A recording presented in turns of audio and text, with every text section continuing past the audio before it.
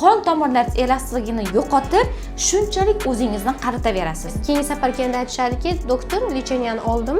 Misol uchun 7 kilo 10 kilogramm ozdim, davleniya dorini ichmayman. Ichsam tushib ketyapti davleniya. 90 ga 60 yoki 80 ga 70 bo'lib qoladi. Oshadimi doim desam, yo'q, doim oshmaydi, o'ynab turadi. Ayniqsa 45 yoshdan oshgan ayollarda ko'p kuzatyapman. Hech bo'lmaganda semizlik 1-daraja, semizlik 2-daraja, hatto semizlik 3-daraja. 100% ham ayollarda bo'lavermaydi. Aynan qon bosimidagi o'zgarishlar ortiq tana vazni bemorlardan boshlanadi. Qon bosimini oshishi gormonlar buzilishining belgisi sifatida yuzaga kelyapti. Hammamiz bilamiz, hozirgi kunda kam harakat biza gormonlar buzilishi bilan kechayotgan gipertoniya bo'lib kelyapti. Ortiqcha vazn bo'lmasa-da ham, lekin aynan gipertoniklar bor. Bunday bemorlarimiz har doim vahimada, qo'rquvda yuradi. Juda ham ko'pchilik ayollarimizda hattoki klimaks bo'lmasdan oldin ham birinchi navbatda buqoq gormonlarini обязательно tekshirishimiz kerak. Bu ham aynan yurak qon tomir sistemasiga zararlovchi ta'sir ko'rsatuvchi faktor hisoblanadi. Assalomu alaykum aziz kuzatuvchilar. Bugun sizlar bilan yurak qon tomir kasalliklaridagi kardiologiya hamda endokrin sistemani o'zaro bir-biriga bog'liq bo'lgan muammolarni hurmatli shifokorimiz Gulnoza Nagmatovna bilan birgalikda ko'rib chiqamiz. Assalomu alaykum barcha kuzatuvchilar. Men endokrinolog Gulnoza Nagmatovna, 7 yillik tajribaga ega preventiv integrativ shifokorman. Mashhura strategiyani juda ham to'g'ri aytayaptilar. Hozirgi kunda juda ham yurak qon tomir kasalliklari ko'p tarqalib bormoqda va buning asosida albatta semizlik juda ham ko'p qismini tashkil qiladi. Sizlar bilan shuni batafsil ko'rib chiqamiz. Bugungi kunimizda nafaqatgina semizlik, balki o'sha buqoq kasalliklari, stress tufayli kortizol gormonlarining ko'tarilishlari, bundan tashqari qon tomir davleniyalarining oshishida fexromatistoma, iste'nka kushanga kasalliklari haqida, yurak usti bezi kasalliklari, yurak usti bezi kasalliklari haqida ham to'liq ma'lumot beramiz. Agar kimdadir yurak qon tomir kasalliklari, davleniya oshishi, yurakni tez urib ketishi, bo'g'izlargacha tiqilib qolishi, nafas siqishlar yoki bo'lmasam terini quruqliklari kabi bezovtaliklar bo'layotgan bo'lsa, bugungi suhbatimiz aynan sizlar uchun bo'ladi. Videoni oxirigacha ko'rishingizni maslahat beraman. Gulnoza Nagmatovna, bilasizmi, mana ko'pincha bemorlar keladi oldimga, qon bosimi maksimalni 150, 160, hattoki 200 gacha oshib ketadi-da, lekin yarim soat o'tar o'tmas davleniyasi juda tushib ketadi. 90 ga 60 yoki 80 ga 70 bo'lib qoladi. Hamda bu holatlarni hozir O'zbekistonda kelganimdan beri bu holatlarni ayniqsa 45 yoshdan oshgan ayollarda ko'p kuzatyapman. Bu narsa endokrinologический qandaydir muammolar bilan bog'liq bo'lishi mumkinmi? Birinchi mana shu haqida ma'lumot beraylik. Albatta bog'liq bo'ladi. Birinchi navbatda aytib o'tadigan bo'lsam, o'sha aynan siz aytayotgan 45 yoshdan keyin ayni ayollarimizda hayz to'xtash jarayoni, klimaks davri boshlanadi va aynan mana shu paytda boshlab jinsiy gormonlar, ayniqsa o'sha progesteron gormoni pasayishni boshlaydi. Juda ham ko'pchilik ayollarimizda hattoki klimaks bo'lmasdan oldin ham aynan mana shu progesteron gormoni yetishmovchilik boshlanadi. Bu ham aynan yurak qon tomir sistemasiga zararlovchi ta'sir ko'rsatuvchi faktor hisoblanadi. Endi bundoq o'ylab qarasak, progesteron gormoni pasayishiga ham zanjirda yaxshilab borib qaraydigan bo'lsak, bu ham yana shu semizlikka tarqaladi. Ya'ni insulin rezistentlikka borib taqaladi. Demak, hozir aytmoqchi bo'lyapsizki, hamma 45 yoshdan oshgandan keyin hammada davleniya o'ynab tushish yoki mana klimaks oldi holatlari, klimaksdan keyingi belgilarga o'xshagan 100% ham ayollarda bo'lavermaydi. Aynan semizligi bor yoki semizlikka moyil bo'lgan ayollarda uchraydi. Endi misol uchun irsiy jihatdan ham ma'lum bir bizada aholimizda qismlar bor, ortiqcha vazn bo'lmasa-da ham, lekin aynan gipertoniklar bor. To'g'ri, uni ham o'zining ma'lum bir sabablari borki, lekin ko'pincha qaraydigan bo'lsak, birinchi qon bosimidagi o'zgarishlar ortiqcha tana vazni bemorlardan boshlanadi. Misol uchun siz ham qabulingizga kelgan vrachlarga, qabulingizga kelgan bemorlarga qarasangiz, shuni qarasangiz ortiqcha vazn. Hech bo'lmaganda semizlik 1-daraja, semizlik 2-daraja, hatto semizlik 3-daraja, to'g'rimi? To'g'ri. Shunaqa. Chunki bu yerda insulin rezistentlik asosida yotadi. Nima uchun? Hammamiz bilamiz, hozirgi kunda kam harakat biza, uglevodlar iste'moli juda ham ko'p, uyqumiz dabdala, ya'ni o'z vaqtida uxlamaymiz va natijada stresslar ko'p, natijada ortiqcha tana vazni. Juda ham ko'p bemorlar keladi, davleniyasini o'lchayman o'zim har doim erinmasdan 130 ga 90, 140 ga 80. Oshadimi doim desam, yo'q, doim oshmaydi, o'ynab turadi. Vesini korreksiya qilamiz, davleniya normallashadi. Keyingi safar kelganda aytishadiki, doktor, lecheniyani oldim. Misol uchun 7 kilo 10 kilogramm ozdim, davleniya dorim ichmayapman. Ichsam tushib ketyapti davleniyam. Ko'rdingizmi deyman, ozishingiz kerak. Ortiqcha vazn bu har doim yurak qon tomirlari uchun eng katta xavf hisoblanadi. Eng katta. Qon bosimi oshishi bo'lsin, infarkt bo'lsin, insult bo'lsin, sahrli diabet bo'lsin, bularning hammasini qo'zg'atuvchisi har doim 100% holatda demayman. Aksariyat holatda bu ojireniya hisoblanadi, ya'ni semizlik, ortiqcha vazn hisoblanadi. Ya'ni bu metabolitskiy sindrom hisoblanadi. E'tibor bergan bo'lsangizlar, hozir endokrinologimiz aytdiki, aynan semiz hamda 45 yoshdan oshgan bemor ayollarimizda qon bosimini oshishi bir necha vaqt bo'ladida, davleniya tushiruvchi dorilar ichgandan keyin tushib ketadi. Mana shu joyga e'tibor beringizlar. Demak, bu bemorlarimizda aynan gormonlar buzilishi bilan kechayotgan gipertoniya bo'lib kelyapti. Bunda qon bosimini oshishi essensial, ya'ni o'z-o'zidan hech sabablari aniqlanmagan gipertoniya kasalligi emas. Bu bitta kasallikni belgisi bo'lib kelyapti. Qon bosimini oshishi gormonlar buzilishining belgisi sifatida yuzaga kelyapti. Agar siz bunday vaziyatda qon bosimini tushiruvchi dorilar ichaversangiz, qon tomirlaringiz elastikligini yo'qotib, shunchalik o'zingizni qaritaverasiz. Shuning uchun aytaman har doim, qon bosimi oshayotgan bemorlarimiz agar hech qanaqa tekshiruvdan o'tmagan bo'lsa, birinchi navbatda butun organizmi haqida barcha ma'lumotlarni bilib olish kerak bo'ladi. Shunchaki qon bosim oshyapti deb turib, hozir moda bo'lganda bemorlarimiz keladi oldimga, qon bosim oshyapti doktor, enalapril, enam, larista ichdim, lekin yordam bermadi. Tushib ham ketish holatlari bo'lyapti deydi. Aynan siz aytgandek, dori ichgandan keyin qon bosimi reski tushib ketadi.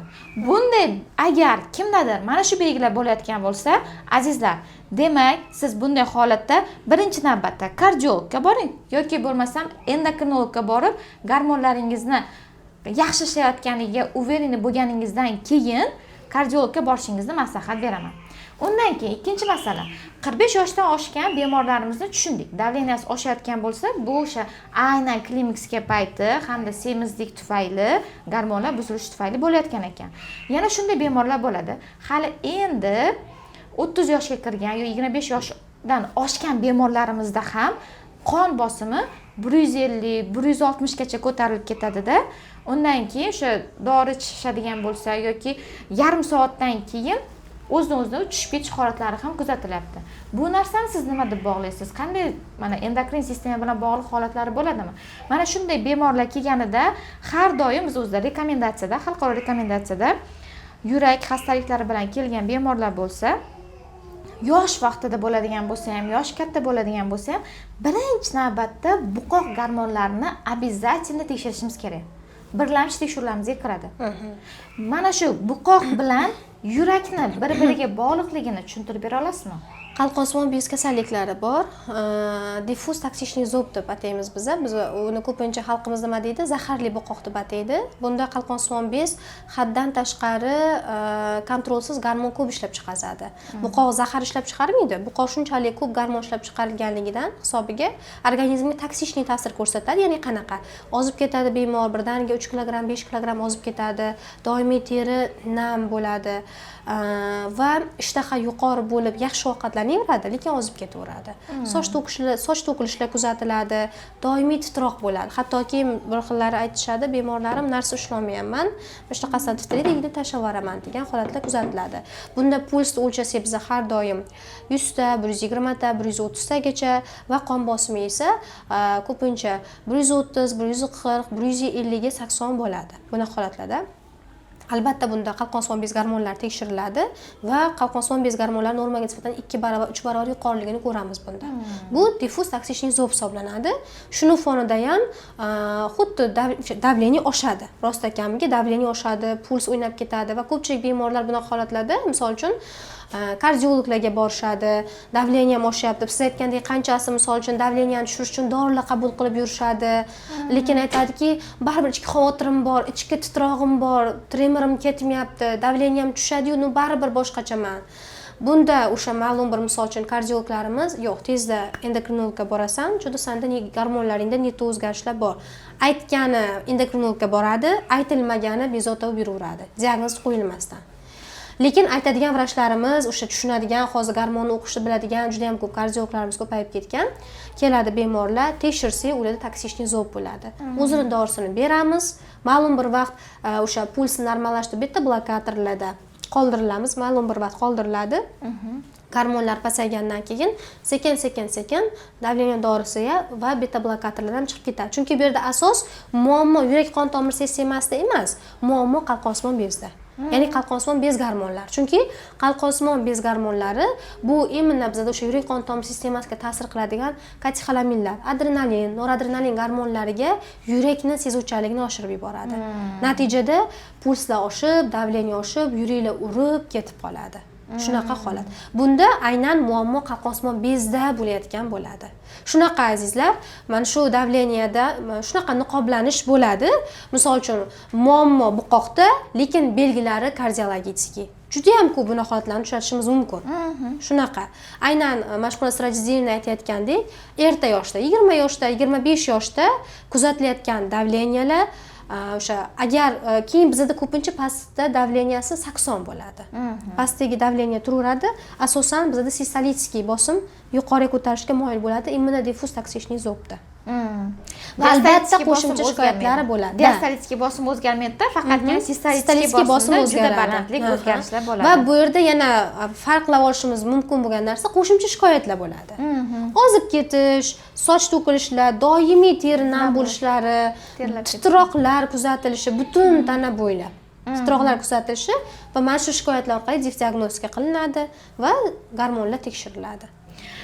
Yana o'zimdan kelib chiqib aytaman, bunday bemorlarimiz endi ko'pincha birinchi navbatda davleniya oshsa, yuragi o'ynab ketsa, yuragi urib ketsa, kardiologga borishadi. O'sha paytda bilasizlar, men qanday ajrata olaman bemorlardan. Bemorlar kelganda suhbat davomida qon bosimi oshib ketyapti deydi. So'rayman, qancha vaqt oshib turadi?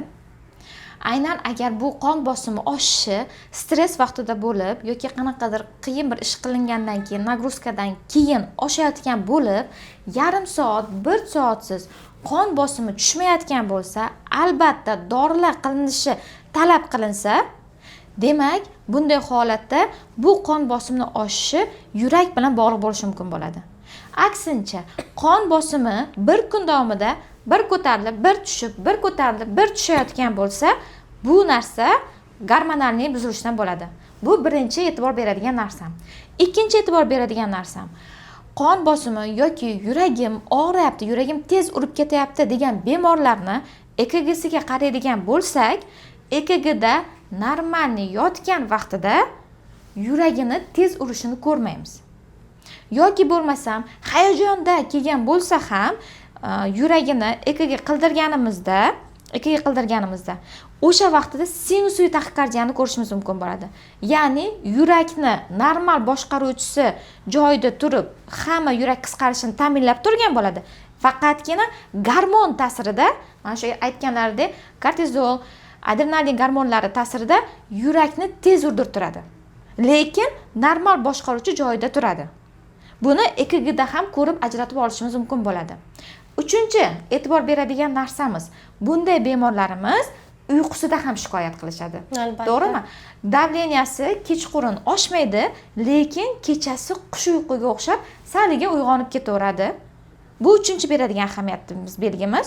To'rtinchi e'tibor beradigan belgimiz esa, bunday bemorlarimiz har doim vahimada, qo'rquvda yuradi. Xuddi hozirgi aynan mana shu bemorga nimadir bo'lib qoladi. Yuragidan shunchalik qo'rqib ketadi. Mana infarktdagi yurak qo'rquvi umuman boshqa. U hozir dandimamaydi, yuragi og'riydi-yu, o'lib qolaman deb qo'rquvi u boshqa narsa. Gormonalniyda esa kun davomida doim hozir nimadir bo'ladi-yu, hozir shu yomon narsa bo'ladi-yu, o'lib qolaman yoki biron narsa yomon narsa men bilan sodir bo'ladi degan vahima qo'rquvi bo'ladi. Mana shu 4 ta belgiga qarab, o'zingizda agar bo'layotgan bo'lsa, mana shu 4 ta belgi aytib o'tgan, sanab o'tgan belgilarni bo'layotgan bo'lsa, birinchi navbatda endokrinologga murojaat qilishingizni tavsiya qilaman. Agar bu holatlardan tashqari sizning qon bosimingiz oshib, tushmayotgan bo'lsa ancha vaqtdan beri, qon bosimini tushiruvchi preparatlar ichganingizda bir kun davomida o'sha normalniy qon bosimini ushlab turgan bo'lsa, yurak urib ketishlaringiz mana bu tez harakatdan keyin ham davom etayotgan bo'lsa, yurakdagi og'riqlar 2, 3, 5 minutgacha aynan nagruzkadan keyin paydo bo'lib, pakoyda o'tib ketayotgan bo'lsa, bilingki, bu aynan yurak bilan bog'liq bo'layotgan kasalliklar hisoblanadi. Endi yana bir holat. Bu lekin aholimizni где-то bir 2-3% bo'ladigan kasallik bo'lsa kerak. Davleniyasi yoshlik paytidan, ayniqsa o'g'il bolalarda, yosh mana bu 11-12 yoshlarda ko'p uchratishimiz mumkin bo'ladi, menimcha. Qon bosimi reski xuddi qatorlarda 220 gacha chiqib ketadi-da. Hech qanday qon bosimini tushiruvchi dorilar ta'sir qilmaydi. Yordam bermaydi. Hech qanday, har qanday turdagi qon bosimini tushiruvchi dorilarni sinab ko'rishadi, lekin yordam bermaydi. Bu o'sha gormon bilan bog'liq bo'lgan kasalliklardan qaysi birida bo'lishi mumkin? Bunaqa siz aytayotgan holat, ya'ni davleniyani kichkina yoshlikdan bo'lishi va juda yuqori bo'lishi, misol uchun 180, 200 bo'lish holatlari ko'pincha bu buyrak usti bezlaridagi o'zgarishlar bilan bog'liq bo'ladi. Juda ham kam uchraydi, to'g'ri aytyapsiz, lekin prognozi yaxshi bo'lmagan holat hisoblanadi. Ya'ni bunda bizda o'sha buyraklarimiz ustida o'z nomi bilan buyrak usti bezlari bo'ladi, kichkina piramidaga o'xshash buyrak usti bezlari bor va u yerdan gormonlar ishlab chiqariladi. Adrenalin, noradrenalin, o'sha katexolaminlar ishlab chiqarilishi joyi. Va bu o'sha buyrak usti bezlarida qachonki o'smalar bo'ladigan bo'lsa, kontrolsiz ko'p miqdorda bu gormonlar ishlab chiqarilaveradi. Natijada qon bosimi juda ham yuqori bo'ladi. Juda ham yuqori bo'ladi. Eng qizig'i bunaqa qon bosimini ko'pincha sezishmaydi. Misol uchun davleniya 130 ga chiqsa ham bemorlar qanaqa shikoyat qiladi? Voy, ensam orqasi og'riyapti, qayt qiladi, ko'ngli ayniydi. Lekin bunaqa holatlarda bemorlarda unchalik anaqa bo'lmaydi. Bitta ko'tariladi-da, shunoq tushib, hech narsa bo'lmaganda yana azgan yurib o'ynaydi. Shunaqa holat kuzatiladi. Bu ko'pincha o'sha buyrak usti bezlar o'smalar bilan bog'liq. Bunday holatlarda ko'rsatma bo'lsa, yo operativniy lecheniya qilinadi, yoki alfa blokatorlar ishlatiladi. Ko'pincha biz beta blokator ishlatamiz-ku, yurak kasalliklarida, nimalarda, imенно nadposhnik bilan bog'liq bo'lgan muammolarda. Keyin aytganingizdek, ma'lum bir qon bosimini pasaytiruvchi dorilar ta'sir qilmaydi, davleniya pasaymaydi. Ularda alfa blokatorlar ishlatiladi. Endi uni ham sizlar bilasizlar. Uni bunda qanday biz qon tahlilidanmi yoki bo'lmasam UZI tahlilidanmi qanday ajratib olishimiz mumkin? Qanday bilib olishimiz mumkin bo'ladi? Bu salgina har doimgi holatlardan ko'ra sal murakkabroq bo'lgan holat hisoblanadi. Chunki buyrak usti bezlarini biz UZI orqali baholab ola olmaymiz. Bunaqa holatlarda ko'pincha UZI orqali diagnoz qo'ya olmaymiz. Bunaqa holatda MRT tekshiruv qilinadi buyrak usti bezlarini va ular ishlab chiqariladigan gormonlar qondan tekshiriladi. Qondan va siylikdan ularning metabolitlari tekshiriladi va shunga qarab baho beriladi. Mana shunaqa gaplar.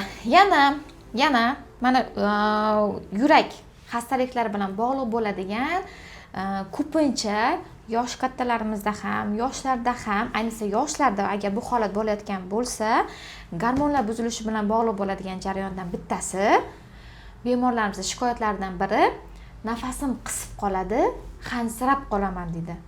Hali yosh 30-35 yoshlar orasidagi bemorlar ayniqsa hali yosh bo'ladi, lekin saliga yursa hansirab qolishlari, nafas siqib qolishlari bo'ladi. Bunday bemorlarni yuragini EKG qildirganimizda ham, echokardiografiyada ko'rganimizda ham hech qanday hali patologiya ko'rmaymiz. Mana shunday shikoyatlar bilan bemorlar kelinsa, aynan qaysi gormonlarni tekshirishimiz kerak bo'ladi? Hozir siz aytayotgan holat to'g'risini aytsam juda ham ko'p uchraydi. Misol uchun hattoki aytishim mumkin, ikkita bemordan bittasi desam ham bo'ladi. Nima uchun? Ko'pincha men o'zim amaliyotimda ikkita holat ko'p uchraydi. Imенно mana shu yuragim urib ketyapti, yuragim chap sohamda sanchuq bor, qo'llarim bilan beradi, siqilsam sanchuq beradi. Ikkita holat ko'p uchraydi. Yoki qalqonsimon bez kasalligi, gipotireoz holati, yoki ichimuvchi holatlar chiqadi, yoki anemiya chiqadi, kamqonlik chiqadi. Ikkalasidan bittasi chiqadi. Shunaqa. Xuddi siz aytayotgan holat. Men kardiologga bordim, EKG qildirdim, echo qildim, voy, senda hamma narsa yaxshi, faqat tinchlantiruvchi yozib berdi, yuraging top-toza, hech qanaqa muammo yo'q dedi.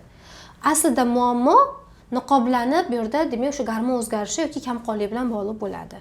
Ya'ni bizda qalqonsimon bez gormoni bor. Ko'pchilik kasallar savol beradi-ku, menda buqo bormi deyishadi. Mana shunaqa bitta uzr bo'ldim gapingizda. Bemorlar kelganda mana kardiolog bo'lganim uchun nima uchun bunchalik endokrinologga bog'layapman? Bizda kardiologiya, endokrinologiya bir-biriga juda bog'liq. Gormonni sezuvchanligini bemorlar kelganda tushuntiraman. Shu aynan qalqonsimon bezi gormonlari bilan buzilish bo'ldimi, uni qondagi gormonlari yurakka xuddi ninadek ta'sir qiladi, sanchiydi. Nina mana sal o'ziga nina tiqsa o'sha joydan qo'lingizni olib qochasiz-ku, xuddi shunaqa yurak ko'krak qafasida pitirlab ganday tez urib qochadi. Xuddi shunaqa kartinka bo'ladi. Bu narsa endi mana aynan aytayotganingizdek qalqonsimon bezida mana kardiologlarga borasida tinchlantiruvchi berish kerak deyiladi-ku. Mana shunday bemorlarimiz ko'pincha shu o'zlarini tinchlantiruvchi yoki bo'lmasam yurakka quvvatlovchi dorilar bilan aldab yuradi. Kasallikni borgan sari zo'raytirib boradi, o'zini aldaydi. Mana shu narsaga hayron. Bemorlarimiz keladida, buqog'ingiz bor ekan desam, shu narsani tushunmayman. Mana siz endokrinologsiz, buni juda yaxshi tushunsangiz kerak. Nima kardiologim baribir yurakka specialist. Keladida, buqog'ingiz bor ekan, mana baribir gormonda yoki uzida buqog'ingizda o'zgarishlar bor deyman. Buqog'ingiz bor demayman. Buqog'ingizda qalqonsimon bezda ish funksiyasida o'zgarishlar bor, strukturasida ham uzida o'zgarishlar chiqdi desam, nima deganingiz doktor? Men yaqinda doktorga borganda menda buqog'im yo'q, bo'ynim shishmagan-ku, bo'ynim yaxshi-ku, menda buqog'im yo'q deyishadi. Mana shu haqida iltimos ma'lumot bering, shu ham kardiologik hamda endokrinologik bemorlar uchun juda yaxshi tushunarli bo'lishi uchun. To'g'ri aytasiz. To'g'risi aytsam, xalqimizda rostdan tibbiy madaniyatni oshirishimiz kerak. Ko'pchilik bemorlar keladi, doktor menda buqoq yo'q, men tekshirtirganman deydi. Aytaman, buqog'ingiz bo'lmasa deyman, siz qanaqa yashab yuribsiz deyman. Qanaqa yashab yuribsiz deyman. Misol uchun menda buqoq bor, mazza qilib yashayapman, yaxshiman, holatim ham. Siz buqoqsiz ishib ketishingiz kerak, вообще mazangiz qochib yotib qolishingiz kerak deymanda. Keyin qanaqasiga deydi. Buqoq bu organ. Как yurak, jigar, pochkaga o'xshagan bizning a'zoyimiz va biz usiz yasha olmaymiz. Buqoqning vazifasi gormon ishlab chiqarish. Har kuni bizani gormon ishlab chiqarib, o'sha nima deydi, hayotiy jarayonlarimizga javob beradigan gormon hisoblanadi. Faqat buqoqda muammo bor yoki muammo yo'q so'z ishlatishimiz kerak. Ya'ni kimdadir buqoq kattalashib ketgan bo'ladi, kimdadir buqoq kichiklashib ketgan bo'ladi. Kimdadir buqoq dangasa bo'ladi, ya'ni o'sha aytganimizdek gormon ishlab chiqarish faoliyati past bo'ladi. Kimdadir toksishniy zobga o'xshab keraksiz ko'p miqdorda gormon chiqazadi. Yana kimdadir buqog'ining strukturasida o'zgarishlar bo'ladi va tugunlar paydo bo'lgan bo'ladi. Hatto kistalar ham bo'lishi mumkin. O'shaning uchun gapirganda buqog'imda muammo bor yoki buqog'imda muammo yo'q yoki buqog'ingizda deb gapirganimiz ma'qul bo'ladi. Chunki buqoq bu bizning organimiz hisoblanadi. Va mana shu buqoqdagi gormonlar ishlash darajasi agar past bo'ladigan bo'lsa, gipotiroz deymiz, ya'ni gipo degani past, dangasa bo'ladigan bo'lsa, demak bunaqa holatda ko'pincha yurak urib ketishlar bo'ladi. Yuragim lipillab ketaveradi-ya deydi. Birov eshik taqillatsa ham deydi, qo'rqib ketaman deydi. Hayajonlanib qo'rqib ketaman deydi.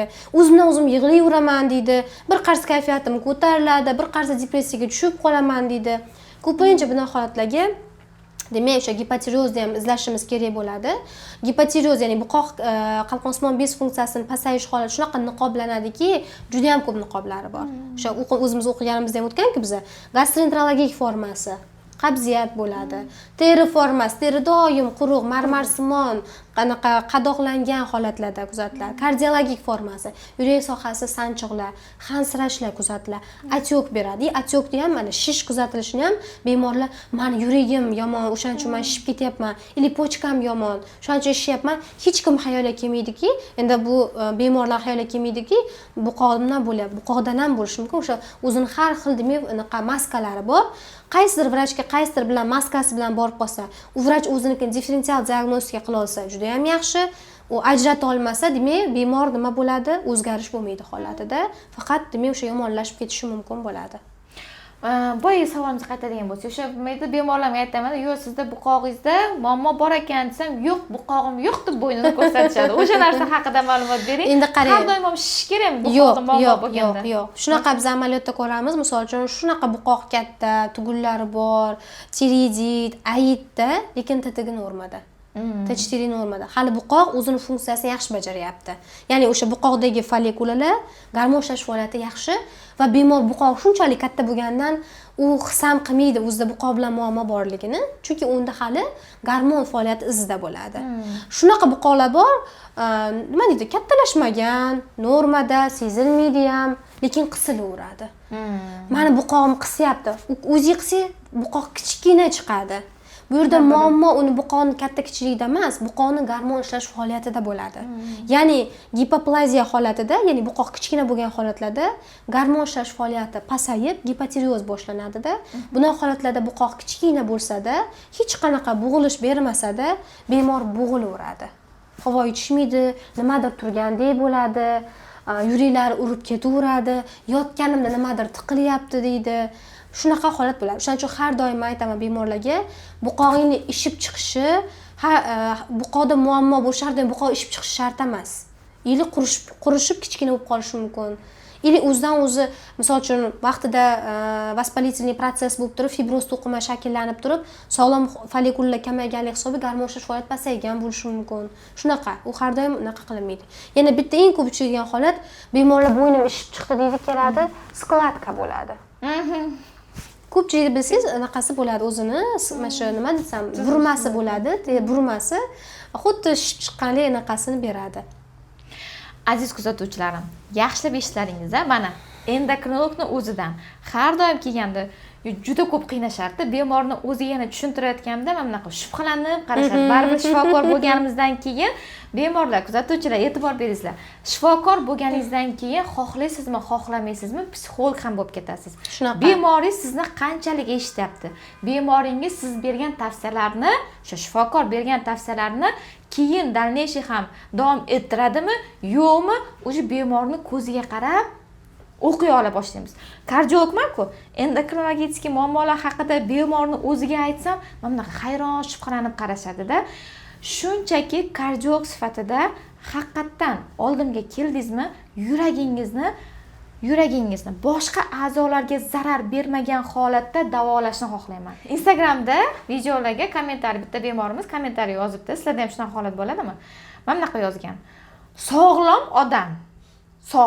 odam 40 yoshdan keyin qon so'ltiruvchi dorilarni ichishi kerak degan исследование chiqibdi.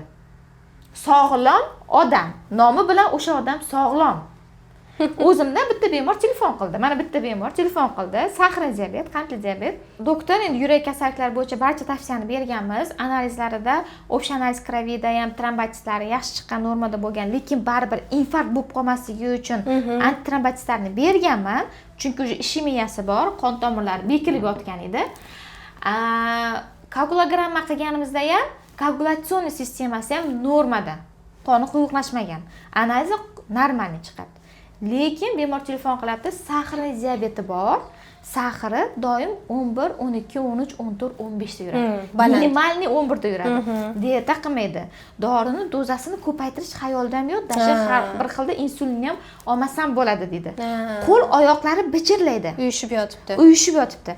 Bu narsa bemorning o'ziga ham tushuntirgandim yonim kelganda. Bu narsa qon quyuqlashishda ham bo'ladi. Lekin sahrli diabet bo'lganingiz uchun xuddi bir stakan suvga, mana shuncha suvga bir 15-20 qoshiq shakar solib eriting, suvingiz qanaqa ana zguska bo'lib qoladi, mana yopishqoq bo'lib qoladi-yu. O'shanaqa bo'lib qoladi. Qoningiz shakar, qon miqdoridagi, ichingizdagi qon miqdoridagi shakarni hisobiga quyuqlashgan. U narsa qonni quyuqlashish yoki suyuqlashish mexanizmi bilan, jigar, koagulyatsioniy, trombositlar mexanizmi bilan bog'liq emas. Siz sahringizni tushing, mana bu bijirlashlaringiz ketadi deb tushuntirdim. Mana shu narsani video qilib olib chiqqanimda kommentariyada yozibdi bemorimiz, shifokor ekan o'zlari shunaqa ekan postlarda. 40 yoshdan keyin sog'lom odam ichishi mumkin deb. Siz shunga qanday javob berasiz? Endokrinolog sifatida mana shu sahrli diabet qon miqdori, qondagi shakar miqdorini kamaytirsa ham qon normallashishi haqida nima deya olasiz? Mashhura Sirajiddinova. Bu fikrga men mutlaq qo'shilaman ham deya olmayman va mutlaq qarshiman ham deya olmayman. Nima uchun? O'z nom bilan aytyapsiz. Sog'lom odamlar 40 yoshdan keyin qon suyultirgan ichish kerakmi deb yozdi deyapsiz. Sog'lom odam. Kerak dedi. Kerak darajada Sog'lom deyilgan. odam dedi. Sog'lom odam qanaqa bo'ladi? Tana vazni indeksi normada, doimiy jismoniy faoliyat bilan shug'ullanadigan, o'zini yeb ichadigan narsasini kontrol ostiga olgan, uglevodlar iste'molini kamaytirgan, oqsil, foydali yog' kletchatka ko'p iste'mol qiladigan, kunlik suv normasiga amal qiladigan, o'z vaqtida uxlaydigan inson biz nima deymiz? Sog'lom inson deymiz. U shundoq ham sog'lom.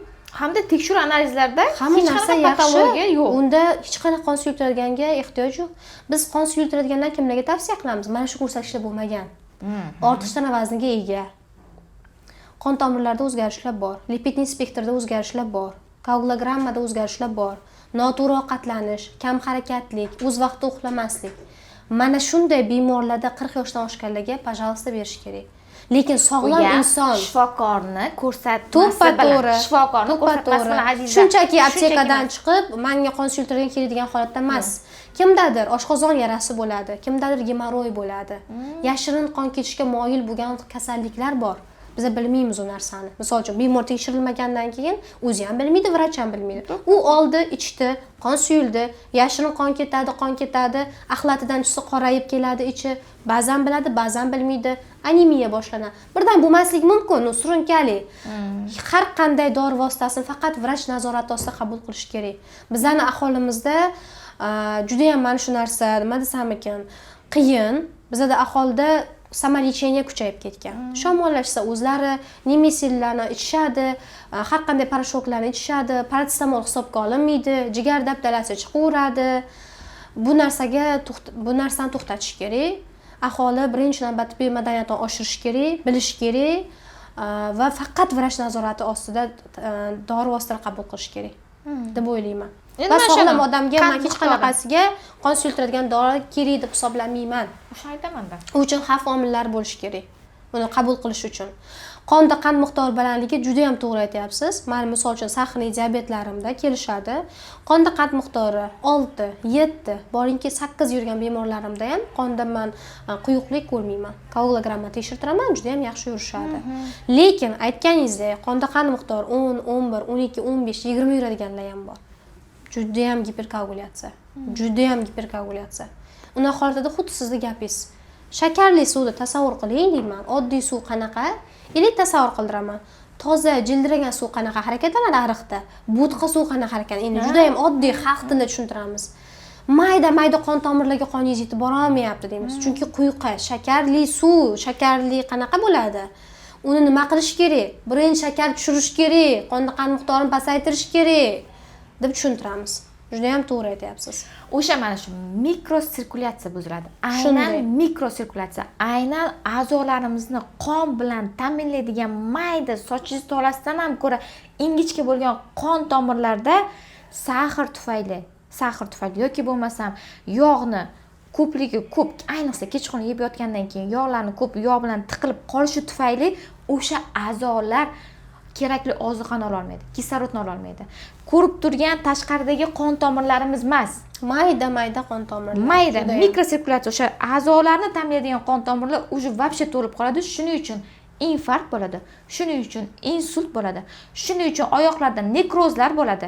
Ya'ni amputatsiya oyoqlarni kesib tashlashgacha yoki barmoq, qo'llarni kesib tashlashgacha olib keladigan jarayonlar bo'ladi. Shunday. Shuning uchun qonda qand miqdori baland yurgan patsientlardan bir savol javob qilsangiz, ularning har doim shikoyati qo'lim uyushib yotibdi, oyog'imni pashti sezmayapman yerga bossam degan shikoyatlar bo'ladi. Oyoq qo'lim muzlaydi, isimaydi oyoq qo'lim, bijirlaydi, uyushadi, juda ham ko'p shikoyatlar bilan hammasi mikrosirkulyatsiyani buzilish natijasida va qand miqdori balandligi tufayli sekin-sekin nerv shikastlanish natijasida ham umuman trofika buzilishi, ham nerv bilan, ham qon tomiri bilan ta'minlanishi buzilish natijasida kelib chiqadi. Mana shunday azizlar. Endi yana bitta mavzu haqida, bu o'sha oxirgi mavzuyimiz. Boya gaplashib o'tdik, hansirashlarni keltirdik. O'sha qalqonsimon bez gormonlarining buzilishida ham bo'ladi, bundan tashqari anemiyada ham. Azizlar, 2021-yilda surunkali yurak yetishmovchilik rekomendatsiyasi, oxirgi rekomendatsiya chiqqanida, o'sha rekomendatsiyada aytildi. Oddiygina yurakni yetishmovchiligi oddiygina anemiyani o'zi 30-40% Judayam sababchi to'g'ri. bo'ladi. Judayam to'g'ri. Bilasizmi? Bittagina mana hamma qolgan gormonlaringiz ham yaxshi, oshqozon ichaklaringiz ham yaxshi ishlaydi, ovqatlanishingiz ham yaxshi. Lekin sizda birgina anemiyani o'zi 50-60 yoshingizda yurak yetishmovchiligidan vafot etishingizga olib kelishi mumkin. Mana shu mavzu haqida siz mana endokrin sistemada nima sababdan mana surunkali anemiya bo'lib yuradi? Yana erkaklarimizda bilamizki, anemiya holatlari bo'lmaydi-da, aynan ayollarimizda ko'p anemiya holatlari bo'ladi.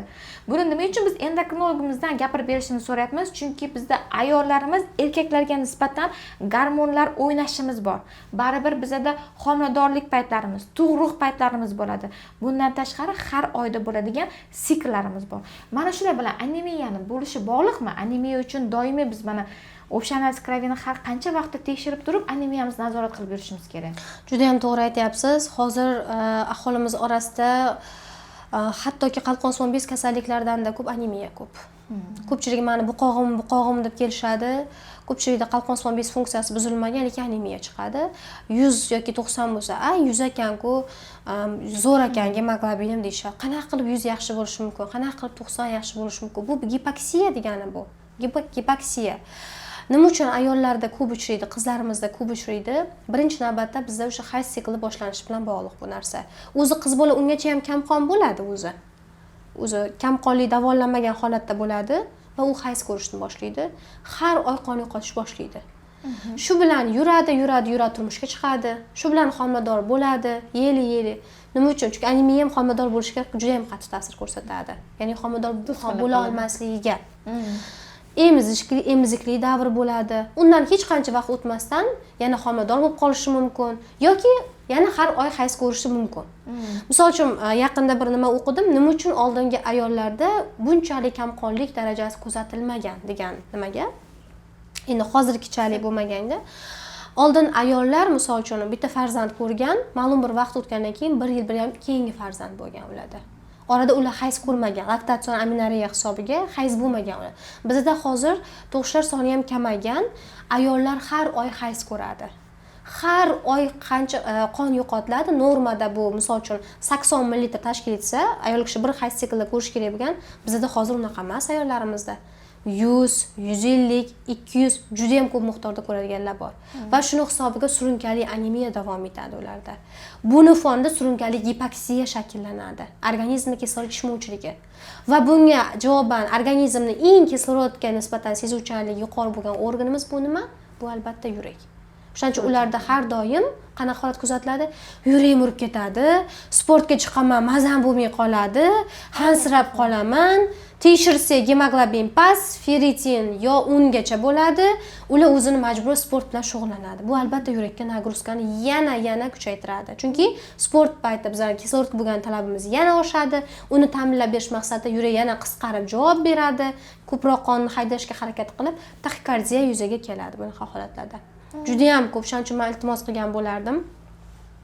O'zlaringizda хотя бы hech bo'lmaganda 2 oyda, 3 oyda bir marta umumiy qon tahlili, shu umumiy qon tahlili deyiladi, hech qancha turmaydi. To'g'risini aytsam, endi narxini ham aytsam, hattoki klinikalarda aksiya ham qilishadi.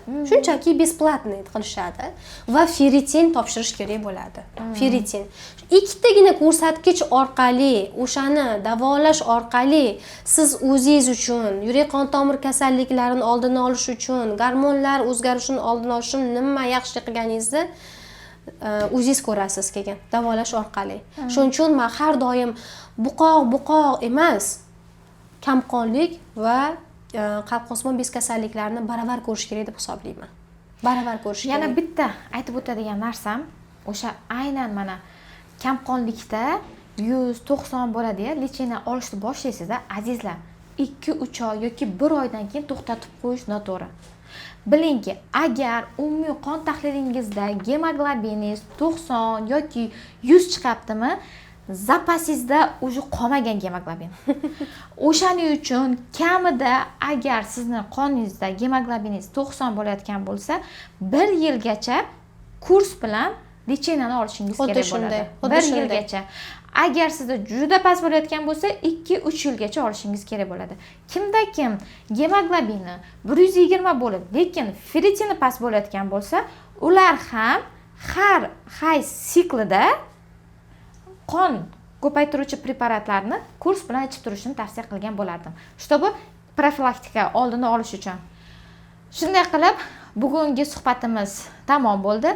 Kimgadir suhbatimiz qiziq bo'lgan bo'lsa yoki qanaqadir o'sha endokrinologiyaga oid yoki kardiologiyaga oid savollar bo'ladigan bo'lsa, bemalol kommentariyada yozib qoldirishingiz mumkin.